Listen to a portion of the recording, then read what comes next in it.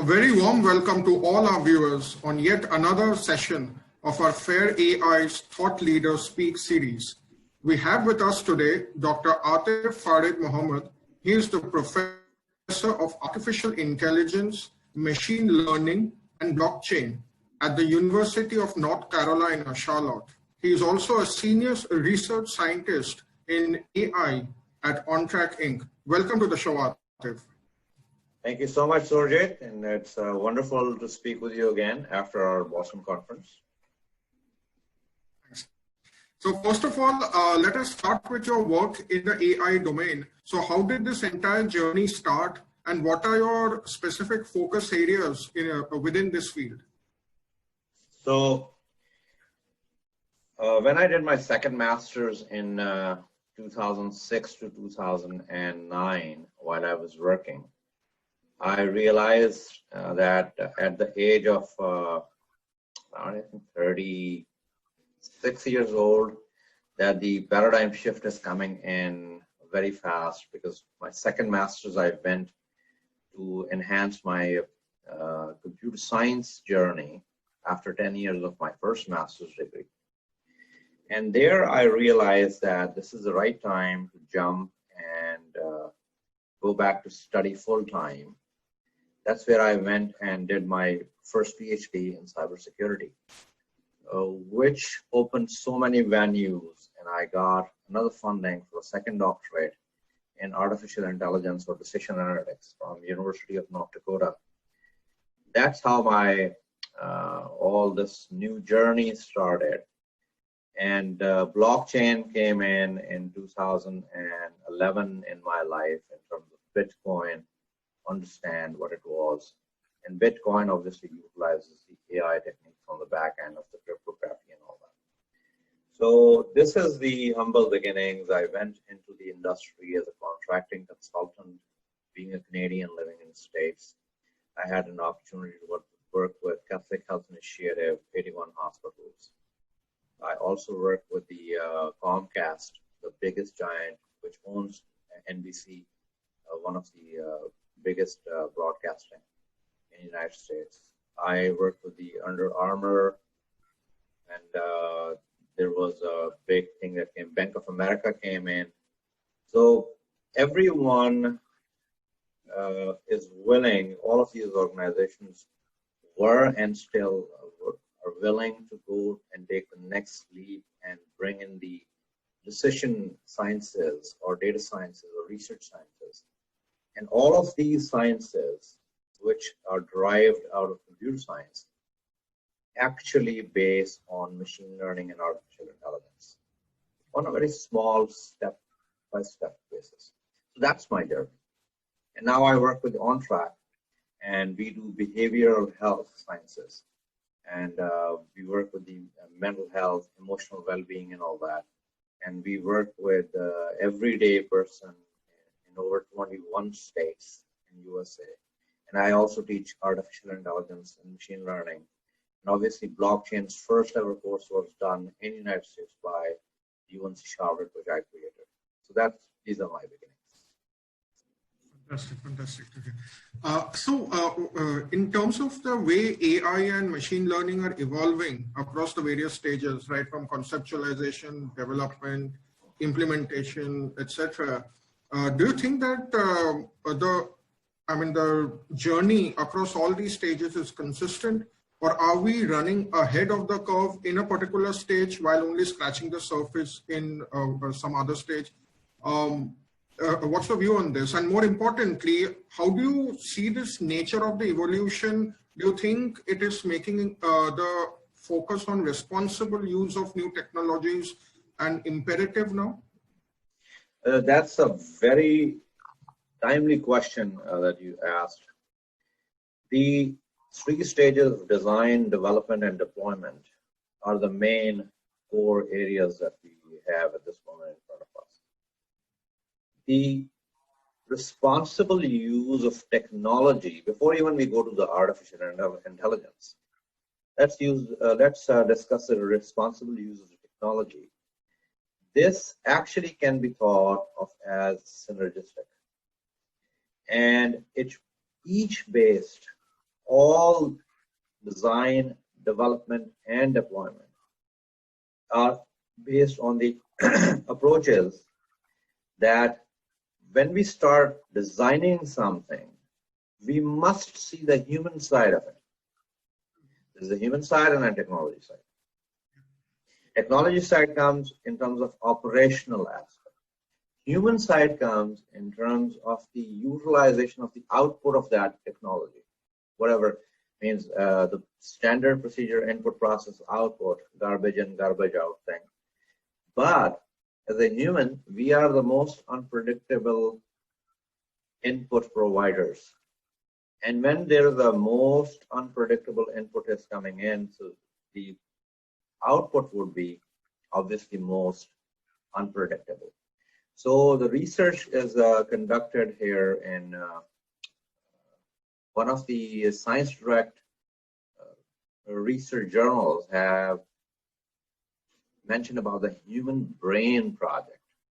So when you will put Human Brain Project in Science Direct, you will find a wholesome research that has been conducted, and that is dedicated to a set of activities that deal with ethical and philosophical concerns.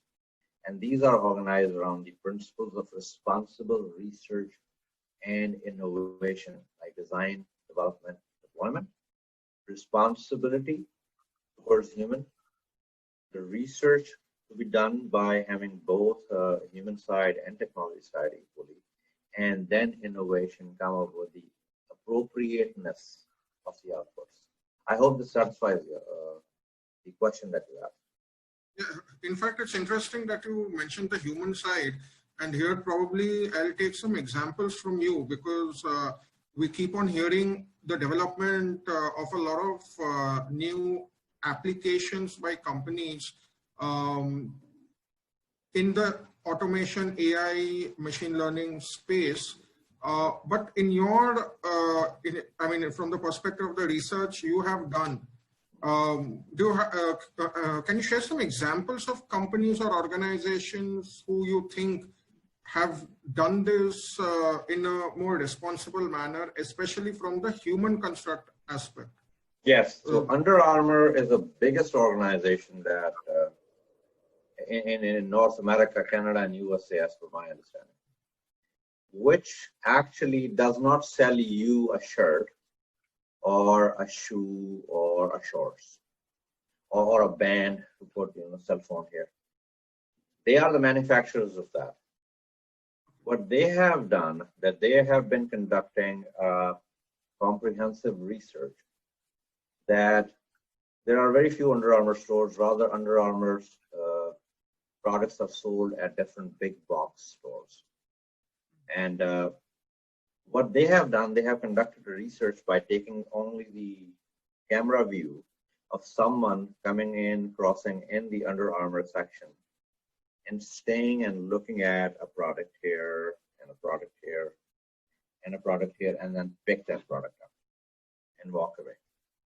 Now, this is something where you do not know who the person is. It's a he, she, child. Obviously, dog will not come and pick the product.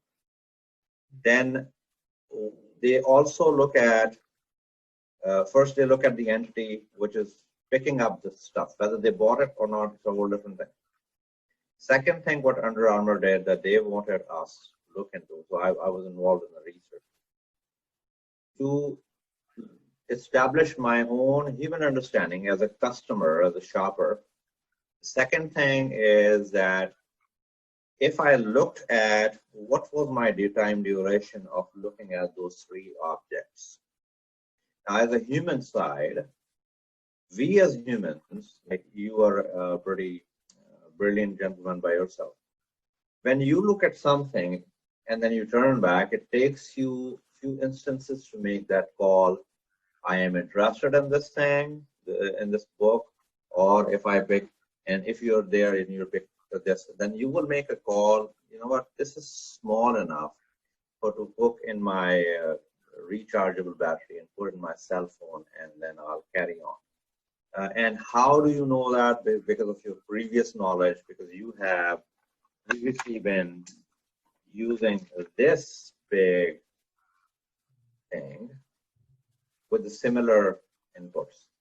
As a human, you have been given natural decision capability, which you use human intelligence. Machine does not know. A camera which is focused on that area where Under Armour stuff is, which I was giving the example. That camera is giving us a feed where our algorithm should be intelligent enough as an agent to figure out that if there was this and this product, and human whoever the customer picked this product up and walked away, but did look at this product.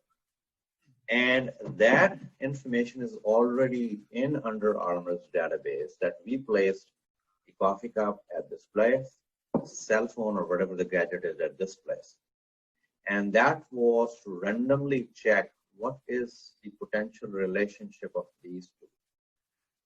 So that's the decision making that human does as using human intelligence. Artificial intelligence algorithm figures out the potential relationship, and if this and this are been taken in one day more than 4 times out of the 30 visits, the simple thing is 4 divided by 30 and then give it some weight, and that weight is to be assigned initially by human to a trial on a training data set that we have got from the store for the last 3 months. And then either change this place with this and then see what happens. These are the training and tests, the design, development, and deployment. This is the design phase. So this takes a little while. I hope this example has been given you a whole landscape of a very small, area of human AI interaction. As a matter of fact, your example reminded me, and I'll be very curious to get your view on this. In my previous role in the financial sector, there were 2 examples I had come across, and I remembered them while hearing your example. For example, there is this bank in Sri Lanka called Hatton Bank, and Hatton Bank started this virtual reality augmented customer experience of visiting a branch and getting a job done. Now, we have heard examples of VR-based banking customer experience applications from the Western banks, but this was one of the first in the Asian and especially the South Asian region who had developed this. There was also another example from the West, from the USA. I think it was Morgan Stanley or Merrill or one of those. I don't recall the they had made this facial recognition that how old you would be at, say, age of 60, 70, whatever, and hence what would be the financial plan required. Now, these things sound nice as a selling proposition, but the debate that I had come across at that time, and the reason I remembered it, is because it still does not answer whether the solutions that the program or the algorithm is providing, does it really exactly match what that customer wants. Now, the reason I'm saying this is because the purpose of giving the virtual reality experience of that bank was essentially to ultimately upsell you a certain number of asset products, loan products. That is how the bank is earning its revenue. Not every visit you want that. You may be, going for a very different purpose, and your entire attention is diverted because the bank has to make its sales pitch on a certain number of products on which it earns its commission. So the algorithm is suggesting products, but those are not the products the customer wants. They are not the product that the human being desires at that point of time. And the same logic held true for that financial plan app also. Like my image at the age of 60 and your image at the age of 60 and 100 other people at the age of 60, the algorithm is giving the same set of financial plans, because it is mapping itself to the age of 60. But me at the age of 60 might have a very different risk profile as compared to you or 10 other people. So the financial advice I should be getting should be tailored accordingly, but it is not. And this is probably another angle of responsible use of technologies that often gets missed somewhere. And I'll be curious to hear your views on this, that how do you view technologies or applications like these, which spell a degree of innovation, which spell a degree of novelty as far as customer experience is concerned. But at that end, the question remains, is it really answering what the customer wanted? And ergo, is it a issue of responsible use of technology? And this is an excellent example, and I will go back to Bank of America for that. So Bank of America got me in for 2 months, and they kept me for 10 months. The idea was the internal use of machines by Bank of America employees. And what you have given example on the other side of the camera or on the other side of the bank, I would bring it on the inside of the bank. Now, in the inside of the bank, again, there can be 60 years old, many. In 270,000 Bank of America employees, there can be many who are 60 years of age and who are using the same typing skills and who are using still same old tools which are being utilized in legacy and are being promoted and on. So it's exactly like how they are going to utilize the new patches and why they will choose the legacy or slow movement towards the innovative technologies, or the to bring your perspective that if 8 or 9, 60 years old go to buy a financial product, why the algorithm is having a bias to give one similar answer to all. The reason is that since we are in the design and development phase, deployment comes way after. Whatever is being deployed in these banks as of now is 30% optimized, up to 30% optimized. Why I am saying that? I am saying that because this one side has been picked on and worked on, creating the test data sets, the training data sets, and how a potential product to be sold to a potential 60 years old or older customer base.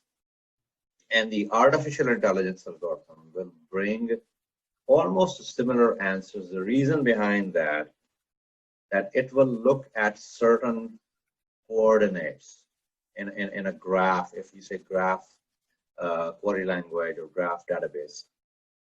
As a human, we look at the 60 years old, and then we also look at the the documentation that we have requested, and then we discuss.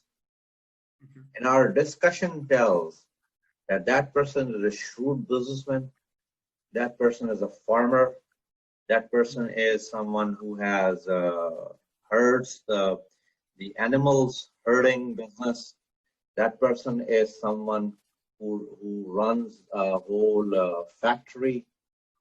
Because as a 60 years old, you are well qualified to run business on the basis of your experience. You are a seasoned professional. You have been there, done that sort of things. So, and on the other side of the counter, the person, if it is a human intelligence, then all these 360 sort of quantum, qubits come. AI looks in 4 dimensions at this very moment, because we hardly are using quantum computing in that. And we are not using qubits at a level as a human. As a human, we process 360. So when we look, and if we adapt these in the algorithms to look at a 60 years old records, and then do a combination of profile search in the social media of the same generational cohort in the same profession that this individual is shopping, then it will be less biased answers that come in. Then it will be a more controlled answer that come in. So yeah, you are absolutely correct. We are still in the phase of early design. The development, whatever is happening, is a test development. So that's why this sort of things are coming out. So there is way more to yet achieve. It's a curve. It's a elevation that we are heading as an intelligent beings to create some intelligent agents. I hope this answers your question. In fact, it would seem that probably a blended approach when it comes to development or the designing part of it, a blended approach rather than pure play going by what the machine is saying. The former would probably be the norm for at least some time to come, till probably we reach that stage where the machine is able to completely. But here, let me come to the social sector. And the reason I'm talking about the social sector, I mean, there's basically two reasons. One is we are obviously in the post-COVID scenario where recovery and a lot of healthcare issues and bottom of the pyramid being severely affected is the global discussion. And the other reason is that when it comes to innovations through new technologies, we have mainly seen this concentrated on healthcare and education. Now, to a large extent, while technologies obviously is a big leverage because it helps all these services in terms of the reach to the last mile, etc.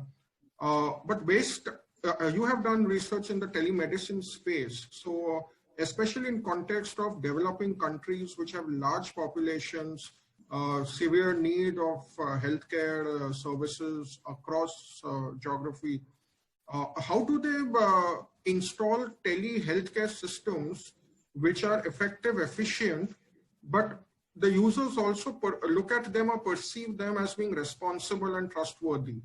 So what are your views? Any examples or anecdotes you could? So the idea is we have a heavy duty population in Thailand, in India, in Pakistan, and Bangladesh. And all of these countries individually have ample cell phone utilization. And that cell phone is now mostly smartphones. As per my understanding, all my students who come from India or Pakistan or Bangladesh, they have their intelligent smartphone in their hand when they move to the United States to do their master's or PhD. And usually when I teach artificial intelligence, I ask them a question. Go back 3 months when you were still in India or Bangladesh or Pakistan. Just come on the whiteboard and write the most used app that you used 3 months back only, when they were not in USA, or when before coming to USA for their degree, higher degree. So they sometimes they write TikTok, sometimes they write Fitbit, sometimes they write, and mostly everybody has utilized WhatsApp and Facebook and Instagram, and these are apps. And if these apps are all there, it means that the camera of every individual device, unless you tell this device, don't use camera for this certain app, that is using camera and microphone for that app. So anybody who's listening, everywhere in the world, you have to turn off your camera and mic when you install an app, not to be seen and heard by that app. And that is called ethics, societal norms. The apps are made as per the societal norms. Neither respected Sourajit and Aiyer and me would be interested in someone to walk in our house and start looking at us and start hearing us what we are doing. That's the intrusion. None of us as a human like that. That's why we have doors and windows. And this is exactly when these devices, even India and Pakistan or Bangladesh or Sri Lanka come in, or Thailand, they technically are intruders and they are intervening in the life. So the telemedicine aspect, how we achieved in my organization, Ontrak, that we speak with the people who are in need of some sort of behavioral health improvement or emotional well-being. And our staff, which are the practicing nurses and the therapists, they, on a phone call, they discuss with them the potential for their behavior change. The behavior change could be I'm sitting and watching TV on my couch, being couch kid. That's one behavior. The other behavior, I am drinking too much coffee, whereas I have hypertension, or drinking something else, hard drink and all that, or taking a medication, a headache medication. You know, just if I feel a little bit disturbed, I just took that. So that becomes an addiction. So that's a one-to-one communication. However, at Ontrak, we have established human intelligence in our algorithms that pick up the phone and look, by picking up the phone to dial it, look at all the associated comorbidities, the sicknesses, the side effects, the potential bad habit of not walking in the evening, that is making that individual obese or fat, in other words, and how to fix, bring that walking back, getting less medication based, and monitoring the health at a level where to avoid unnecessary medication. So that in India, Pakistan, and Bangladesh, let's take in Thailand as a big populous countries, with smartphones availability to both the healthcare providers or telemedicine and as an individual like me and you, and then align some governmental, semi-governmental, or private institutions to come up with an organization that asks you to voluntarily go and do a survey, and that introduces you on the TV advertisements, on the Facebook advertisements, or on the YouTube advertisements, that if you are feeling alone, for example, you are not alone. If you are interested, these are the phone lines or internet links where we can get you a live discussion to resolve your loneliness. Loneliness is one of the epidemic that we have faced in the United States. And I know that in India, Bangladesh, and Pakistan, there are elderly who are, even though they are in their children's home, because that's pretty much our norm. We don't have the old homes. I don't know. I've left Pakistan in 1997. So I don't know much if there are old homes or not, because my mom lives in one of my brother's home in Canada. So we don't put our elderly to old house, like Amish society in North America. Their elderly live with them. There can be 3 generations living in the same roof. So that's where, if one of our elderly is at home and is watching a TV and an advertisement pops up that this is a phone number, if you wish to call, there will be a certified therapist or a practicing nurse or a telemedicine professional that can help you to get out of a certain habit of taking a medication that you are. Because as a human, you realize that, Sourajit, that we sometimes get up to here, fed up with something, and we want to get out of that habit.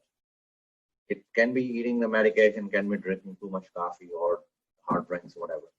So telemedicine can be opted. However, the mass utilization needs appropriate design and development. And this is pretty much using this device. And on the other side, there can be an intelligent agent chatbot to speak with you as a human. Like when you speak with Siri, it's pretty much a response back. Like if I may ask, Siri, how are you doing? Hey, I can't complain. Thanks for asking. And this is just an example. It means I just pick up my office phone and I said that. And if I say to my personal phone, hey Siri, how are you doing? Hello, I'm fine. And my son has made this British. and my office is still American, you have seen that this intelligent agent, which is with me in 2 cell phones, is giving me 2 answers. It means we can have random answers in our intelligent agent chatbot on the other side in India, Pakistan, and Bangladesh, and Thailand, or Indonesia. We have ample of data centers available. We have extremely decent technology exactly equivalent to North America or Europe available. We just have to put it to appropriate utilization. I am sorry I took a little more big time to answer your question. It's very interesting, and in fact, it reminded me of an anecdote from my own history. I once spent a couple of months in Bangladesh at a project with a microfinance organization called Grameen Bank. And there, one of the sentences that stayed with me for 15 years, the founder himself told me that people in our country, by our country, he meant our region, not just the country. Yes. That especially the demography, which is the lower half, the lower income earners, low middle class, which microfinance typically targets, that they are not tech smart. They are tech smart, even though they may not be text smart. So that is a particular sentence that has stayed with me for a long time. And while you were describing the potential in these countries of how, say, for example, say in medicine related or well-being related issues, how technology can be leveraged, it reminded me that yes, the mobile revolution in this part of the world has transformed the potential for so many sectors, including healthcare and well-being. Namely because the people are extremely tech smart, even though they may not be text smart because of a lot of literacy related issues. But yeah, it was interesting to hear that the point. So in fact, here, just as an offshoot, out of curiosity, right now with your work in Ontrak, for example, you mentioned about, say, the person has 5 or 6 hotlines or phone lines, whatever you call them, and some expert, domain expert takes and advises.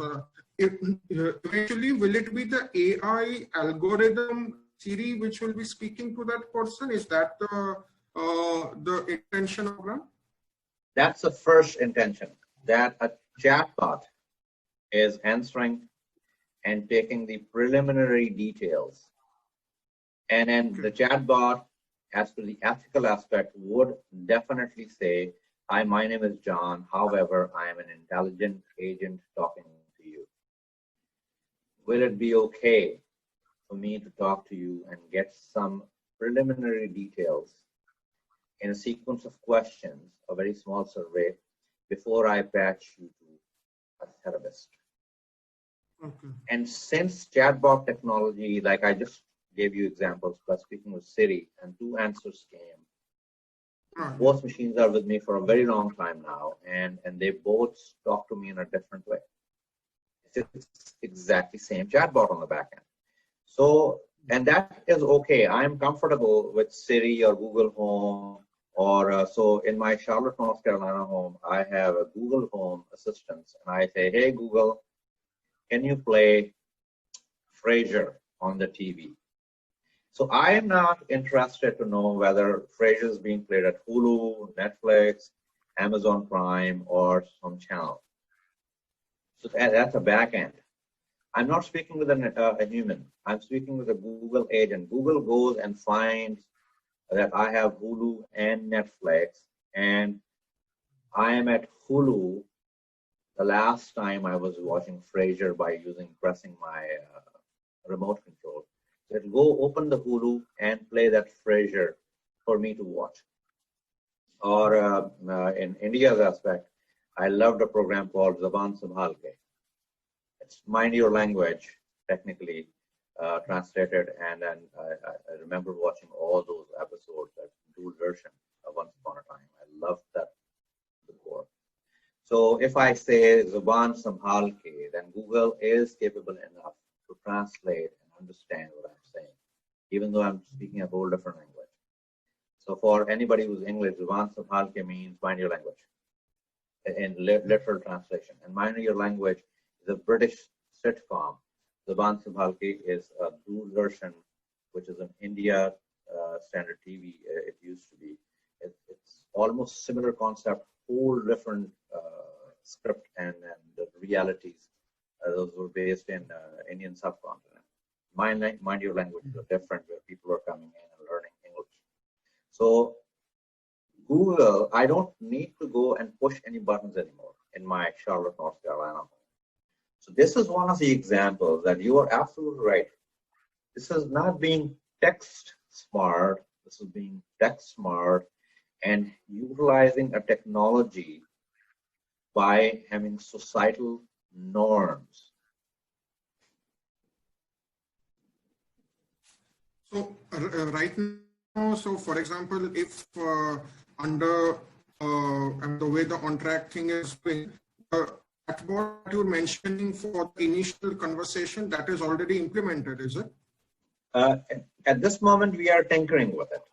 So not in Ontrak, but at Comcast in 2015, when I was at Comcast NBC, the idea of chatbot was when someone within the NBC 50,000 employees, I think 47,000 employees at that time, when they are calling in for any tech support, the intelligent agent chatbot was there. For your example, Sourajit, which you just mentioned, the financials, there's a thing called Freddie Mac and Fannie Mae in USA. These are the big mortgage lending organizations. They do not work with me or you as an individual per se. They work with the bigger financial institutions like Wells Fargo and this and that. And Fannie Mae or Freddie Mac lend the money to financial institution lends the money to a mortgage lender, and mortgage lender issues the money to you. So there are like 3 or 4 hoops you have to take. Fannie Mae and Freddie Mac in 2013-14 opted for a chatbot, which is based in Boise, Idaho, and Spokane, Washington. That's anyone from Wells Fargo or Bank of America, Merrill Lynch, or whatever, they are calling to discuss the potential big loans for mortgage. They were speaking with a chatbot, not a human. And chatbot was taking all the details. I'm talking 2014. And before they even clicked to bring a mortgage specialist, an underwriter for this big loan, which is to be given the financial institution. And there were times when I witnessed that these chatbots said, okay, I have come up with the understanding that after looking at your requirement and your current standing, current credit of your organization and your previous all the payments, we do not need a specialist, rather sending you the documents to sign over. You sign, get it signed by these 3 authorities at your institution, and scan and send back, and your money will flow. There was no human involved. And these. So, yeah. So in fact, from television broadcast that, let me go to the outer space. You've been associated with NASA. So yes. Tell us about your work on the space and orbit sciences area, and how you saw big data analytics transforming that sector, and especially how big data for better monitoring of climate change related issues, weather issues that would benefit both developed and developing countries. So in that case, I will start with the North Dakota Space Grant Commission, and where I came up in 2012, 11 and 12, and we made this big satellite, so 10 inches by 10 inches. And yeah, so it was a CubeSat. And the idea was the farmers of North Dakota were willing us to take the pictures from the space when the satellite was crossing North Dakota and morph them and send it back to the either California ground station or Cambridge, MIT ground station. to be, converted into potential formation that will collide and have a rain on those farmlands. So now in space, when you send the satellite up, there is no human sitting there to, guide it. However, it definitely has the coordinates where the state of North Dakota starts and where the state of North Dakota ends. And then it starts taking pictures 20 minutes before North Dakota, which is Minnesota, which technically is Wisconsin and Minnesota and then Montana, and it finishes in Idaho. And then it aligns those, morphs those photos of all those snapshots taken for the coordinate start of North Dakota and end of North Dakota, and transport these snapshots to the ground station, which are then transported to the North Dakota Farmers Association to figure out, to make a call that which insurance we can actually provide to these farmers. Because it takes time before the rain happens. It needs several collision of the clouds, oculus cloud, this cloud. This is one example. The other, I am associated as a NASA research scientist to Squirrel Valley Observatory in Columbus, North Carolina, where you must have heard of a big asteroid of a Jeep size coming towards Earth, which might cross several 100,000 miles from us. But it's a possibility that you never know that what force can tilt it to Earth, even though it is a Jeep size. Even though we might get this thing, this small, hit the Earth, but that's still a potential disaster. So the example that I'm giving you, so in our observatory, our cameras of the outer space, every night they take snapshots, sequence of snapshots. But Earth is technically rolling and rolling and rolling and rolling and rolling. So every night, our vision of the cameras, because cameras are stationary, the upper space has changed.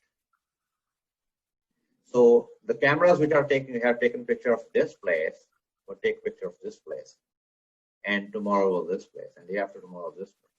So means, and then when we come back, the rotation comes back of this place and take the picture. If there is a move of some object from here to here, then we have a slight notification generated by our artificially intelligent algorithm that we wrote a few years ago that tells that this very small object, or let's see, if this object, if this is the camera, this is the camera and this is the object, and it was here, and it took the picture here, picture here, and when it came back, now the object is here. The object is now in a different domain of dimension. So that's where we actually figured out, and Squirrel Valley Observatory is the one which actually sent NASA that notification, and then that notification came on CNN and everything. And like, I'm proud to be associated with that. And those algorithms we have come up and written to do the calculations in tandem. It's not a standard calculation. It looks at the potential movement within the space. And this is very important to note. We do not have any coordinates in space. Like at 360. Because our solar system is also moving. I know that's another beautiful aspect. Okay. So Atif, let's move to blockchain and cloud now. So what are some of the recent innovations you've seen in these applications, especially that can create impact for social impact for communities around us? Any examples that come to your mind? And also, how do we ensure that blockchain and cloud related applications are also developed in a responsible and fair manner? Yes. So that is called societal norms. So all of us live in a standard life where we have a standard societal norm that, as I was discussing, that we were having in India, Pakistan, Bangladesh, and these areas where we don't send our elders to old homes. They stay with us. You know, and that's something because when we needed help, they were there. When they need help, why the heck we should abandon them? That's our societal norm.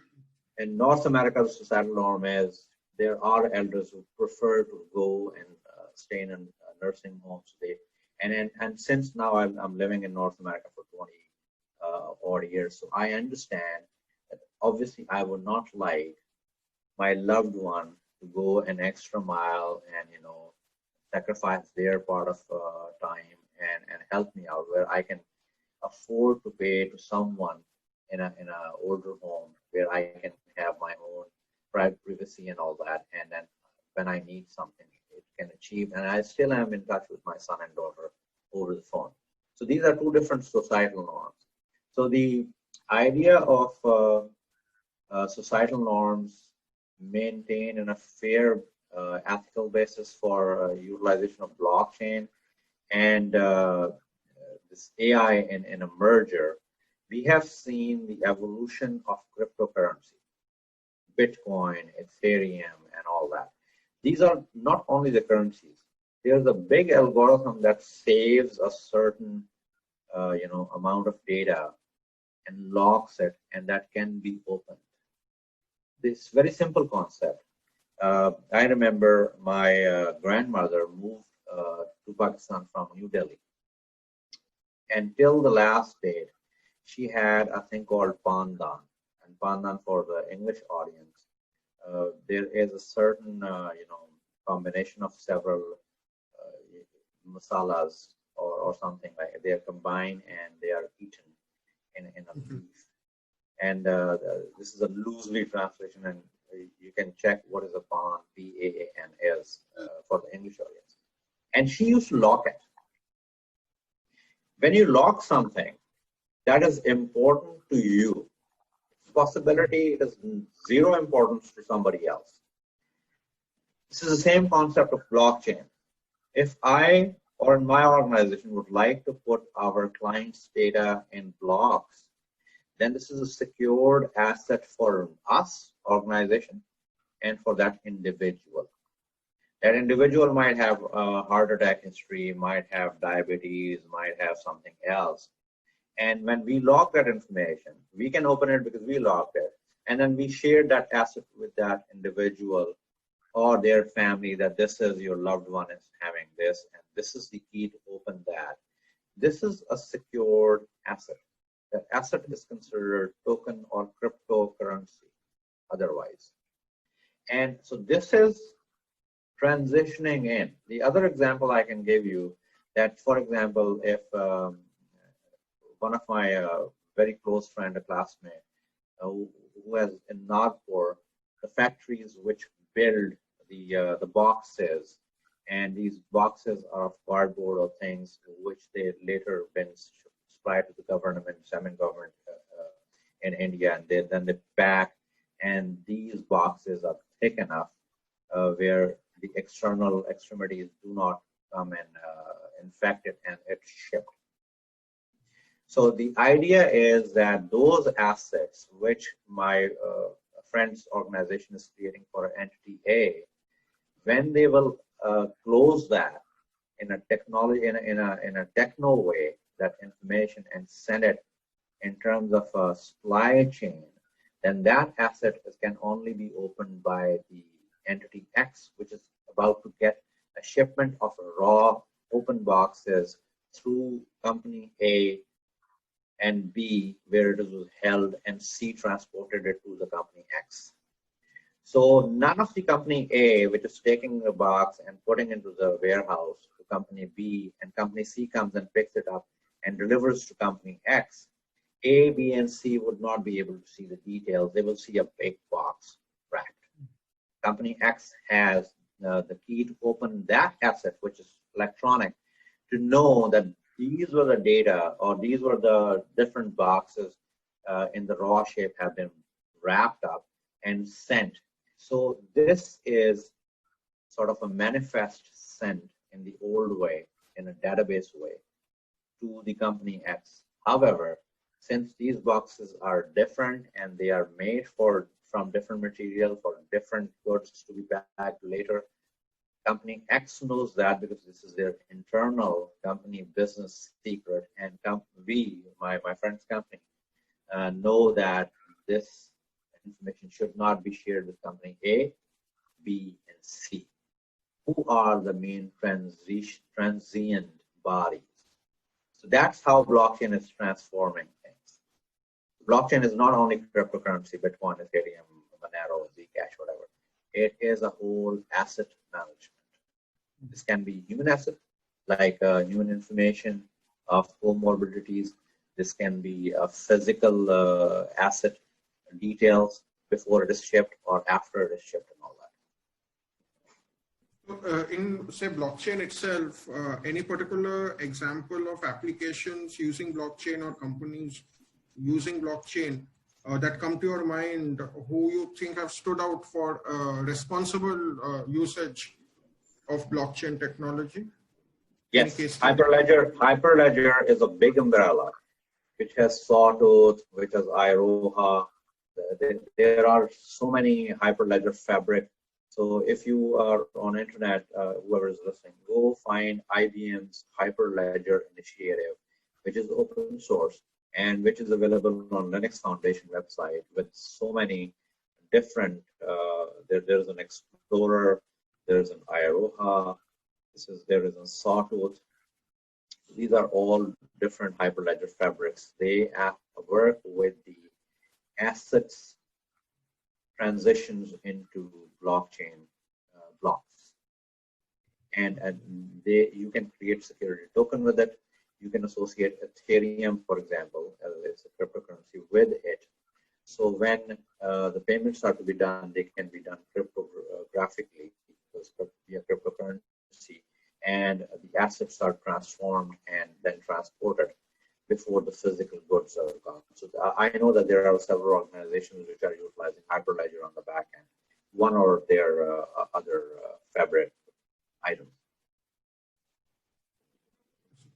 So we were speaking a bit on the financial sector. Let's just come back to that as a concluding question, maybe, that how do you see all these new technologies affecting the future of finance?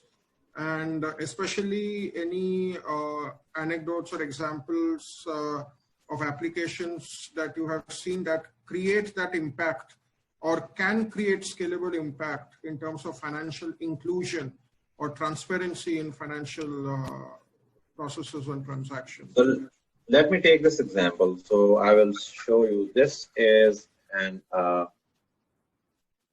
app. And this app is Sam's Club. There's a big box store we have. Now Sam's Club app, when I walk into Sam's Club, I open this app and I'm giving you as a consumer. My credit card is in Sam's Club. I go and I pick product, for example, this is a product.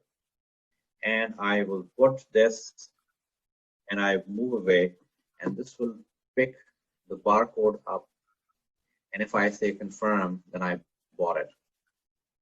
Now you are a very senior, and I know that you have you have been a very senior executive in financial organizations. As a very simple example I shared with you, where did I use the currency? Nowhere. So the idea is that I have not been utilizing any currency whatsoever in this example, and that means that I am now dependent on cryptic currency, which I have never seen in terms of credit card. Credit card, you don't see a currency, you just say this is my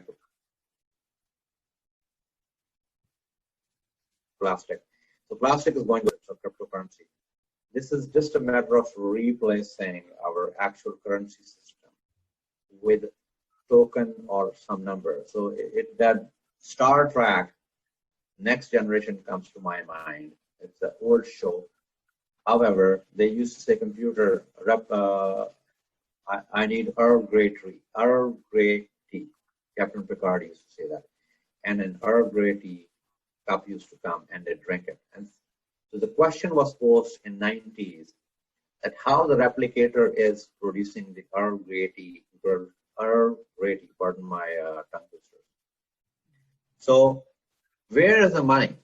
It's not the money, it's the human time that is important. And the human time is then, if I'm serving between 8 to 4 or 9 to 5, then that time is the money.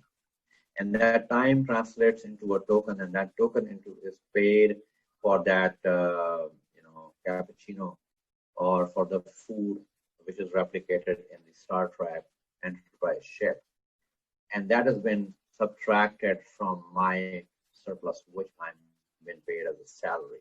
So at this very moment, you and me live in a world where I don't think we get a salary in a check or in an envelope.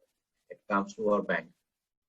We use our credit card and pay it through the bank. We don't see, like I have no recollection when I saw the last dollar in my physical hands. So unless or it is a ice cream truck which does not accept credit card, I have to go and dig out some for my daughter and son to buy them the ice cream. And then that sometimes is like very difficult because we don't keep any money in our home. There's no money anywhere. So there are times when I go and physically get the cash out and leave it somewhere. So if the ice cream truck comes, we can actually get money and pay that. So this is a very clear indication that we are heading to a world which will be money free. It's rather utilizing a token. That's what Bitcoin, Ethereum, or Zcash is. It's a one big identification that if you have one in your capacity, then one Bitcoin is 11,000 some odd dollars at this moment. Whereas Bitcoin was 0.01 cent. So that's the change we are witnessing at this very moment. There are few people who live absolute on the cryptographic assets. So yeah. In fact, your example reminded me of something I just saw. It was in a stand-up comedy act where the gentleman was saying that he was standing in this line in the department store, and it was basically a pun on the millennials, that the millennials are more conversant in using digital money transactions. That the bill he bought, that boy had bought something for $17, and he was trying to pay $17 with some of either credit card or something, or the app or something. And this gentleman, who was an older gentleman, he was getting impatient that why the hell don't you have $17 in your pocket? So there's that other angle as well. But on new technologies, any example on financial inclusion per se that you can share? So financial inclusion would be the idea of selling properties, selling houses, absolutely using no currency. I see. No third party. If I have Bitcoin, let's say I have 20 Bitcoins, then it means I have over 20 multiplied by 11,000. And you are selling me a house.